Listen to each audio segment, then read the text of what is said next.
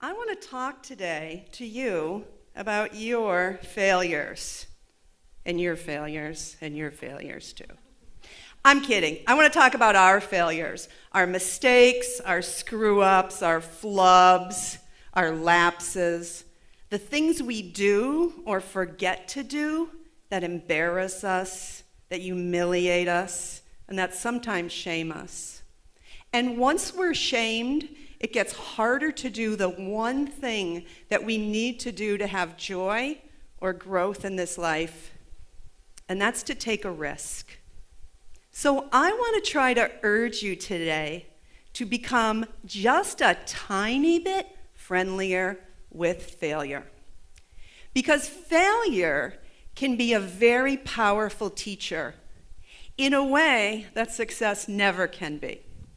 Success is like that teacher you had in high school, super fun, sort of your pal, good time in the class, and you actually can't remember what you learned there or what subject they taught. Failure is that no-nonsense teacher, the woman who was not your pal, she was no fun, she never gave you extensions, and now 20 years later, you still remember chemistry because of her.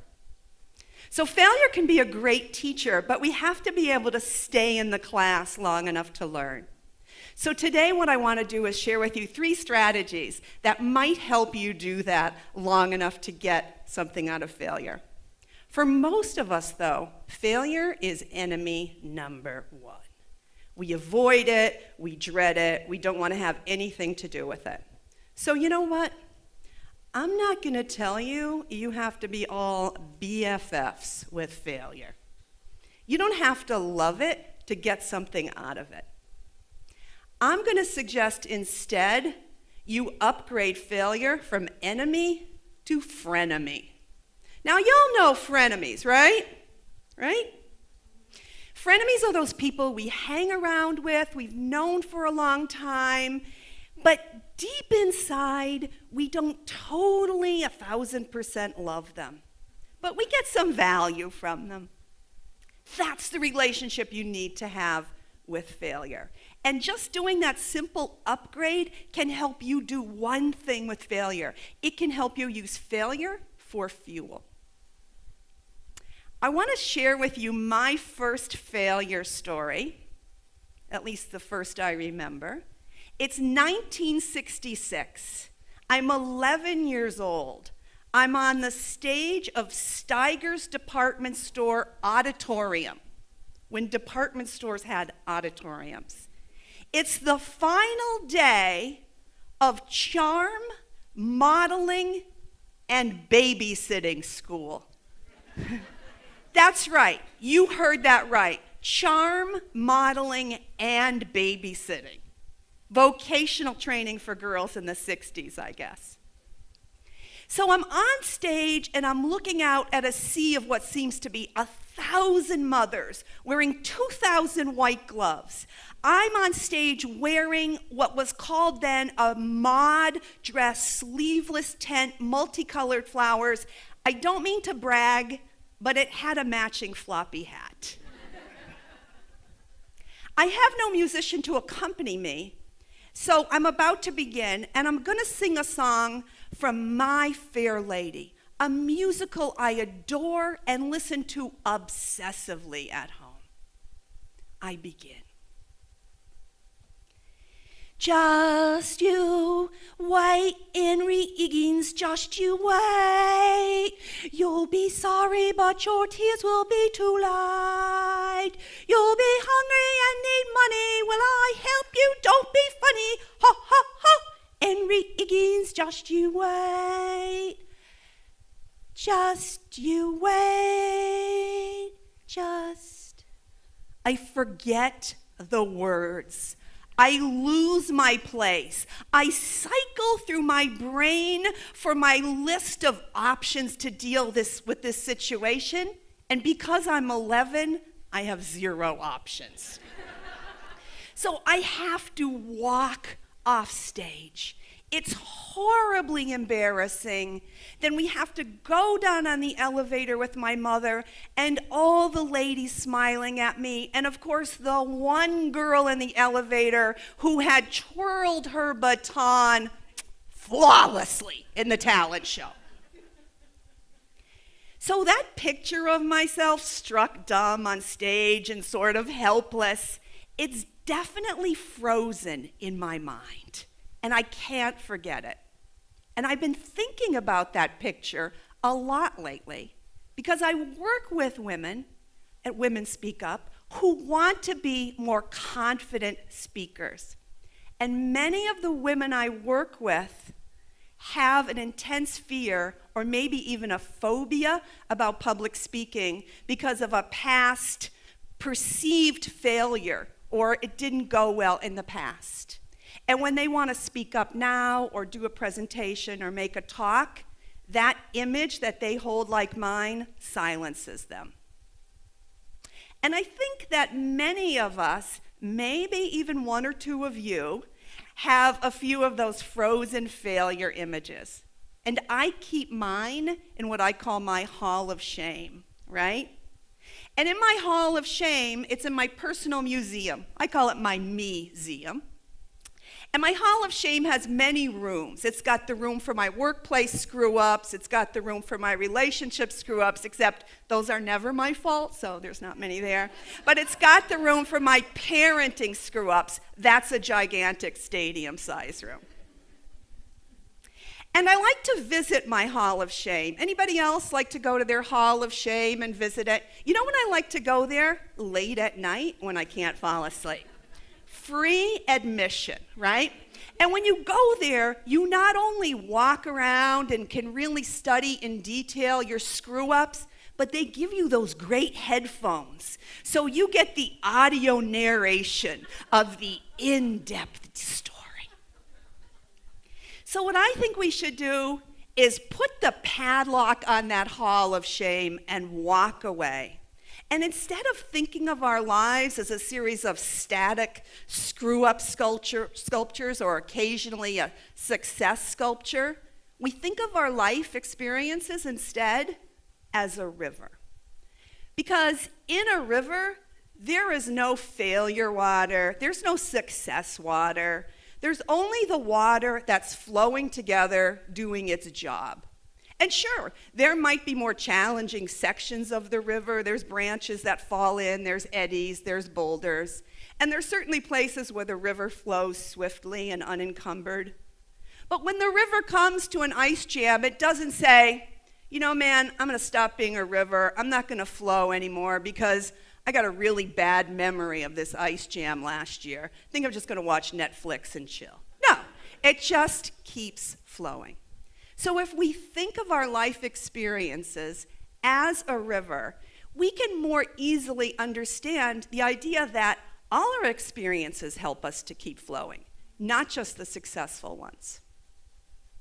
So with the river in mind, I want to share with you 3 ways of seeing failure. And I hope that those ways will help you respond to failure with less shame, recover from it more quickly, and keep flowing no matter what falls in your path, even if you sort of put it there by mistake.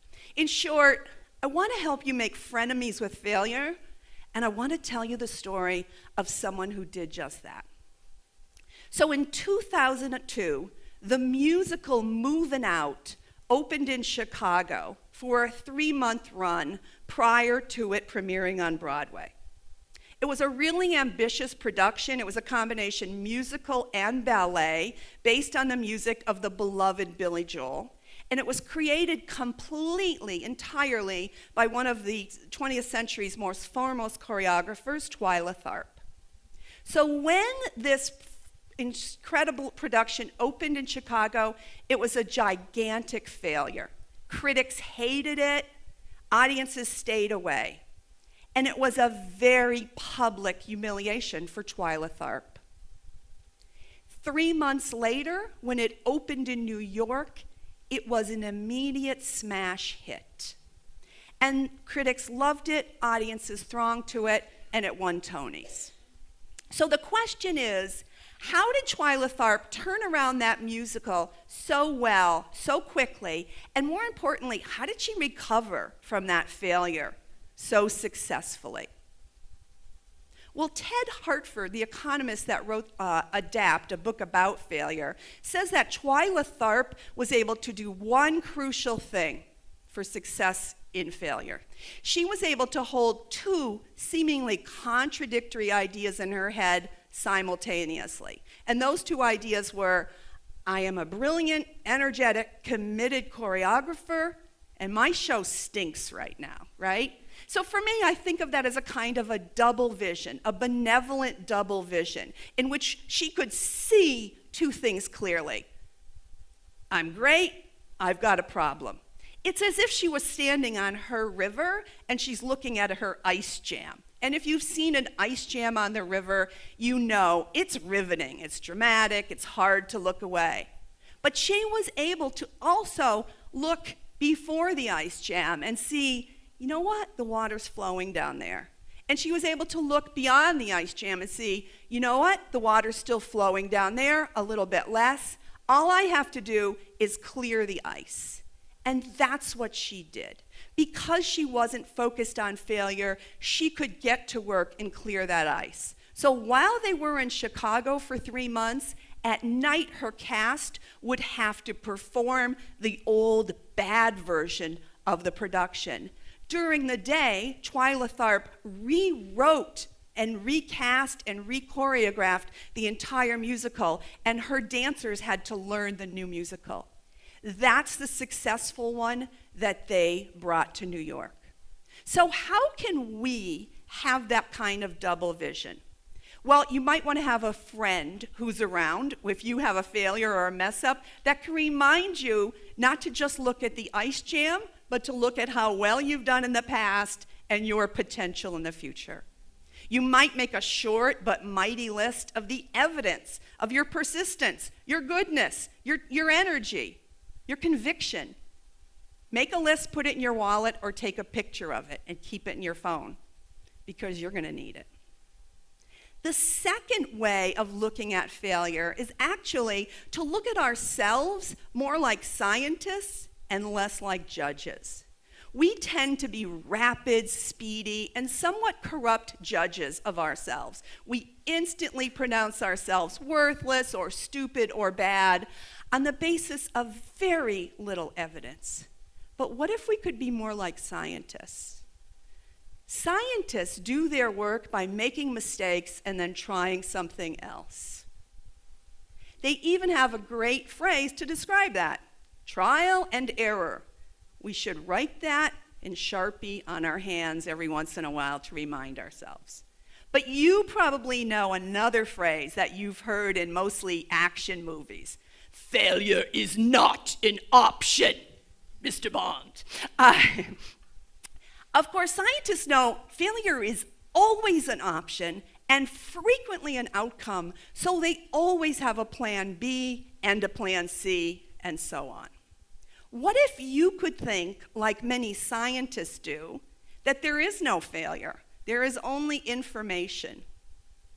There is no failure, there's only information. That way, you can focus on getting the data from your experiences, both successful and not so successful, thinking about what you're going to be doing next, and you won't have time to go instantly and automatically to shame or judgment. In fact, you can stay out of the Hall of Shame because you're so busy in the lab. So here's what I want you to do to help you do that. I want you, the next time you have a big event or you're taking a risk and it's coming up, I want you to do something that you're probably not going to want to do. And that's to imagine and probably make a list of every single thing that can go wrong. Now, I know you think that's tempting fate, and I promise you that it's not. And then the most important part is to make another list of all your plan Bs. So when something goes wrong, you have your next thing, and it's not about shame, it's about your experiment. So the third and final way that we can look at failure and get something out of it is to take a step back and look at everything that's happening at moments of perceived failure and see what else is true. To imagine yourself as sort of a treasure hunter who looks at the shipwreck of your experience and dives down and gets something of value to bring it up. I think if you do that, you'll be surprised and you actually will find treasure. That's what happened to me when I looked again at my experience at 11 years old. So it's true, that experience was super embarrassing, but some other stuff was true too. My parents were really nice to me about that. They were so proud of me for getting up there and singing a song with an English accent. They didn't care if I finished the song. And those ladies in the elevator, they were saying really nice stuff to me. They were encouraging me. And then my dress. That dress was the high point of stylishness in my entire life. But the most important thing about the memory and the treasure that I found there was I realized that I loved being on stage that day. And I found something that I loved to do so much that I was willing to stink at it for a while. So failure can tell us what we love, what we want, what we don't want, what our next steps should be. So I want to urge you to make frenemies with it, to hang out with your frenemy. But don't go to the hall of shame. Go to the river.